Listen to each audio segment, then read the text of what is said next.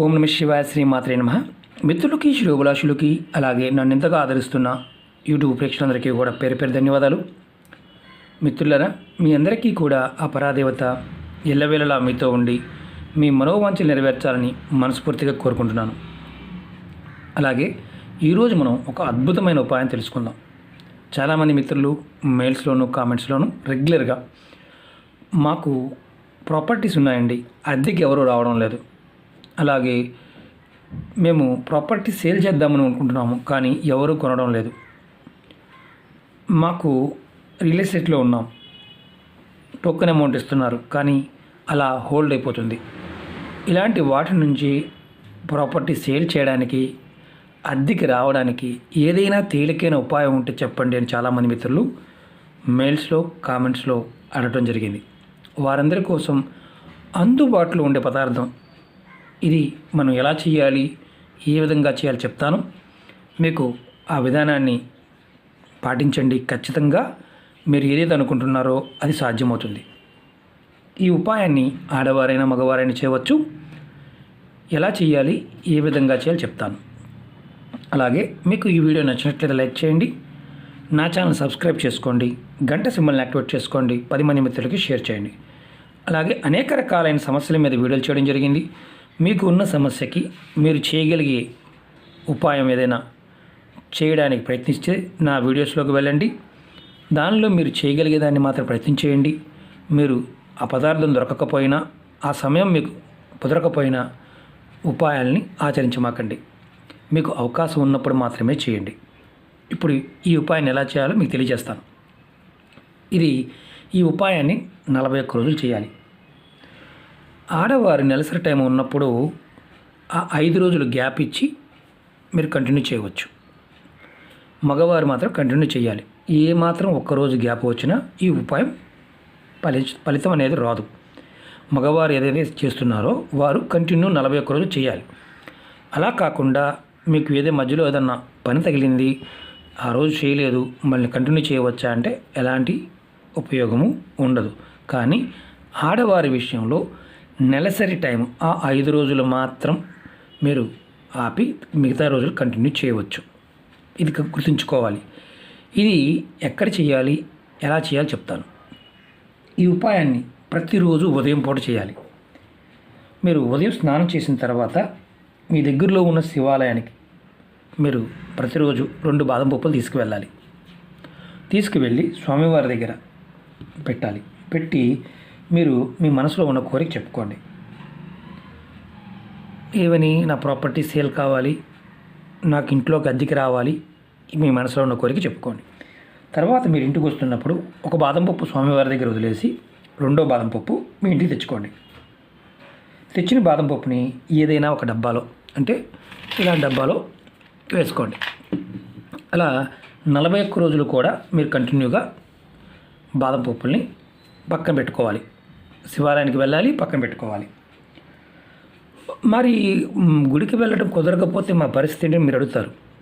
వారికి కూడా మీ ఇంటి దగ్గర మీ పూజా మందిరంలో శివలింగం ఉన్నా, శివుని పటం ఉన్నా సరే ఈ ఉపాయం చేయవచ్చు. మిగతా పటాల ముందు కాదు, శివుడి దగ్గర మాత్రమే చేయాలి. అంటే శివుడి కుటుంబంతో ఉన్న, శివలింగంగా ఉన్నా చేసుకోవచ్చు. మీరు సేమ్ అలాగే మీ పూజ చేసుకుంటాం కదా, పూజ చేసుకున్నప్పుడు 2 బాదం పప్పులు స్వామివారి దగ్గర పెట్టండి. ఒక బాదం పప్పుని పూజ అయిపోయిన తర్వాత ఒక బాదం పప్పుని, 2 బాదం పప్పులు ఒక బాదం పప్పుని తీసి మీరు పక్కన పెట్టుకోండి. ఏదైతే శివుడి దగ్గర నైవేద్యంగా పెట్టామో ఒకటి ఉంది కదా, ఇది మీ అందరూ కూడా ఎవరైతే చేస్తున్న వారు దీన్ని ప్రసాదంగా తీసుకోండి. ఈ తీసిన బాదం పప్పుని డబ్బాలో కలెక్ట్ చేసుకోండి. ఇలా మీరు 41 రోజులు చేయాలి. తర్వాత ప్రతిరోజు ఉదయం పూట, ఉదయం అంటే మామూలుగా మీకు ఉదయం అనగానే ఉదయం 4 గంటల దగ్గర నుంచి 6 గంటల మధ్య ప్రాంతంలో చేయండి. చాలా అద్భుతమైన ఫలితాలు త్వరగా వస్తాయి.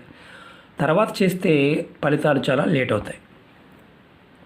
ఈ 41 రోజులు చేసిన తర్వాత అమ్ముడు పోవాల్సిన, ఏదైతే మీరు అమ్మాలనుకుంటున్నారో ఆ స్థలం కానీ, ఏదైతే ఇల్లు అద్దెకి ఇవ్వాలనుకుంటున్నారో ఆ ప్రదేశం కానీ, అంటే ఆ ఇల్లు కావచ్చు, షాప్ కావచ్చు, లేకపోతే గోడౌన్ కావచ్చు, ఏదైతే ఉందో అది ఆ 42వ రోజున, 41 రోజులు చేసాం, 42వ రోజున ఈ డబ్బాలో వేసిన ఇదే మనం పక్కన పెట్టుకున్నాం కదా బాదం పప్పులు, ఈ బాదం పప్పులు తీసుకొని ఆ స్థలం ఏదైతే ఉందో ఆ స్థలం దగ్గర తీసుకువెళ్ళి చూపించి, అంటే టచ్ చేసి మీరు ఏదైనా సరే పారే నీళ్లు కాలువలో కానీ నదిలో కానీ మీరు ఈ బాదం పప్పుల్ని వదిలేయండి, కలిపేయండి. మాకు కలపడానికి నది లేదండి, కాలువ లేదండి అనేవారు ఎవరైనా సరే ఈ ఉపాయాన్ని చేయవద్దు. ఎందుకంటే కంపల్సరీగా తీసుకువెళ్ళి 42వ రోజున నదిలో కానీ కాలువలో కానీ, అంటే నీరు పారుతున్న అంటే మా మురుగు కాలువలు కాకుండా, మన ఇంటి పక్కనే ఉండే మురుగు కాలువలు కాకుండా ఎక్కడైనా సరే వాన పడుతుంది, పారే నీళ్ళు వెళ్తున్నాయి, దాంట్లో అయినా మీరు కలపచ్చు. ఎక్కడ పొలాల్లో కానీ చెరువు అలుగులు పడుతుంటాయి, అప్పుడు దాంట్లో కలపచ్చు.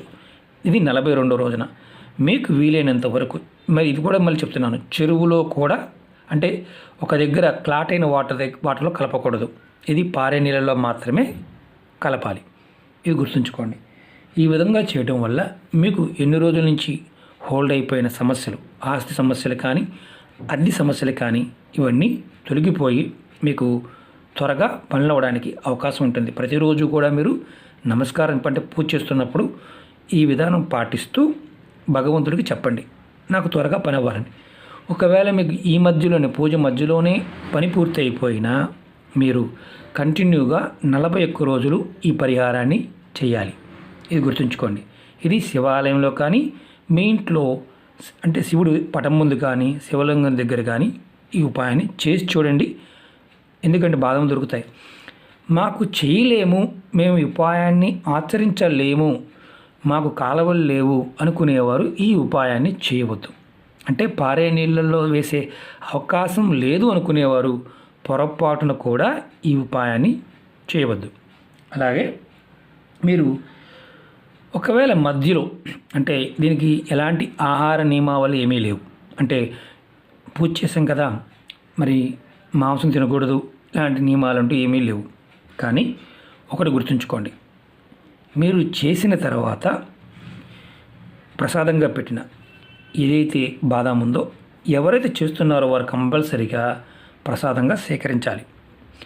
డబ్బాలో వేసిన దాన్ని మాత్రం తినకూడదు. మరి బై మిస్టేక్ మీరు డబ్బాలు వేసి పక్కన పెట్టారు, మీ పిల్లలు తీసుకుని తినేశారనుకోండి, మీకు మళ్ళీ మొదటి నుంచి చేసుకోవాలి. ఇది మీరు సోమవారం నాడే మొదలు పెట్టాలి. వేరే మళ్ళీ మంగళవారం బుధవారం నాకు కుదరలేదండి కాబట్టి నేను మంగళవారం చేయవచ్చు అని అడిగే వాళ్ళు తెలివిగలవారు ఉంటారు. ఇది సోమవారం మాత్రమే చేయాలి. అది కూడా ఉదయం 4 నుంచి 6 గంటల మధ్య ప్రాంతంలోనే చేయాలి. మీకు అద్భుతమైన ఫలితాలు రావడానికి అవకాశం ఉంటుంది. ఓకే మిత్రులారా, మీకు ఈ వీడియో నచ్చినట్టు లైక్ చేయండి, నా ఛానల్ సబ్స్క్రైబ్ చేసుకోండి, గంట సింబల్ని యాక్టివేట్ చేసుకోండి, 10 మంది మిత్రులకి షేర్ చేయండి. ఓం నమః శివాయ, శ్రీమాత్రే నమః.